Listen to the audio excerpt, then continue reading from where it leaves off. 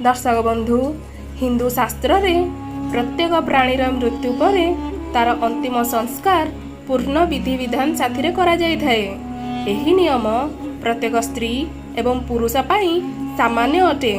परंतु दर्शक बंधु, जेतेबेले कौनसी छोट छुआ किंबा गर्भवतीर मृत्यु होई थाए तो तांकर अंतिम संस्कार कौनसी सामान्य मृतक अंतिम संस्कार विधि ठारू संपूर्ण अलग होई थाए। एवं एही विषय रे गरुड़ पुराणर 10म अध्याय रे विस्तार रूप रे कहा जायछि। एही वीडियो रे आमे एही विषय रे कथा हेबा। दर्शक बंधु, जेतेबेले गोटिए महिला गर्भावस्था रे रही थाए सेतेबेले तार शरीर रे गोटिए नुहे दुईटी आत्मार निवास होई थाए। अर्थात एक महिलार निजर आत्मा एवं गोटिए हेउछि तार गर्भरे बढ़ुथिबा शिशुर आत्मा।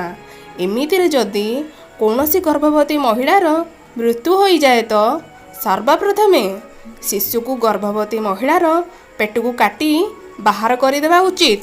काहेकि ना मातार मृत्यु परे तार गर्भरे बढ़ुथिबा शिशुर मध्य मृत्यु किछि समय मध्यरे होई जाए। जदि गर्भवती महिलार मृत्यु सांगे सांगे होई थाए तो संभव होई पारे तार गर्भरे बढ़ुथिबा शिशु जीवित थाई पारे एवं शिशुर आत्मा तार शरीर मध्यरे थिबो। एमिति स्थिति रे जदि शिशुटी जीवित बाहरे तो ताहार पालन पोषण परिवार अन्य पिला मानक परि ही करिवा दरकार। एवं जदि शिशुटी मृत बाहरे तो तार अंतिम संस्कार केमिति करा जाए सेटा मध्य वीडियो रे आगो को जानिबा।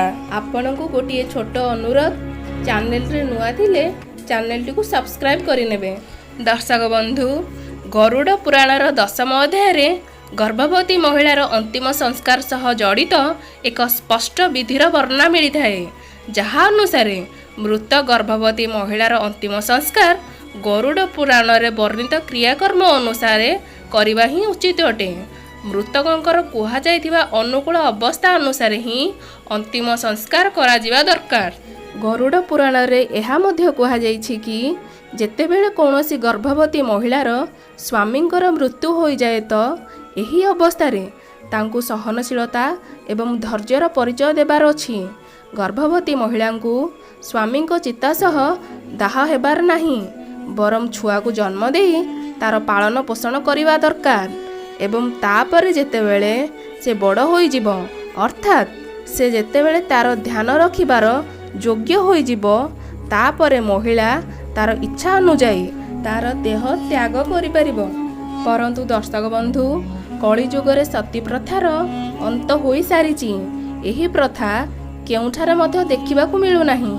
एही सबु व्यतीत गरुड़ पुराण रे एहा मध्य वर्णित जे नवजात शिशु अथवा अल्प आयुरे मृत शिशु जेउ माने कौनसी मध्य अन्याय अधर्म करि नथिबे एमिति जीवंक मृत्यु रे करा जाइथिबा अंतिम संस्कार कम ही होई थाए। एथिपाई तांकर अंतिम संस्कार रे दाह कार्य करिवार विधान न थाए, बरम माटी रे गात खोली रीतिनीति रे पोतिबार नियम रहिछि। मृत शिशुर पाटी रे तुलसी पत्र व्यतीत रूपा किंबा सुनार किछि अंश दिया जाइथाए। तापरे गाधोई नुआ वस्त्र परिधान करा जाइथाए। तापरे उचित स्थान रे पोती दिया जाइथाए। एमिति मृत नवजात शिशु ठारू आरंभ करी 8 वर्षर पिला पर्यंत करा जाइथाए। हिंदू धर्म ग्रंथ मानकरे कुहा जाइछि एही अवस्थारे मृत्युवरण करिथिबा शिशु मानंकु अग्नि ठारू पवित्र हेबा कौनसी आवश्यक नथाए। एही अवस्थार शिशु माने पाप मुक्त थांती। दर्शक बंधु, एही कारण थाए कि 10 वर्षरु कम बयस थिबा पिला मानंकु दाह कार्य करा जाय नथाए एवं 10 वर्षरु अधिक आयुष थिबा पिला मानंकर दाह संस्कार करिवार विधेय रहिछि। एवं एही क्रिया सेतेबेले पर्यंत संपूर्ण माना जाय नथाए जेते पर्यंत सेही मृत पिलार अंतिम संस्कार परे तार अस्थि को गंगारे विसर्जन करा जाय नथाए। गरुड़ पुराण रे गर्भर नष्ट हेबा संबंध रे अलगा तथ्य वर्णना करा जाइछि। जहा अनुसार गर्भ नष्ट हेबा परे कौनसी क्रिया तो करा जाय नथाए, विशेष रूप रे क्षीरदान करिबा उचित माना जाइछि। प्रिय दर्शक बंधु, भिडियोटी आपण मानक भल लगी भिडियोटी को गोटे लाइक करने को जमार भी भूलिए नहीं। जय जगन्नाथ।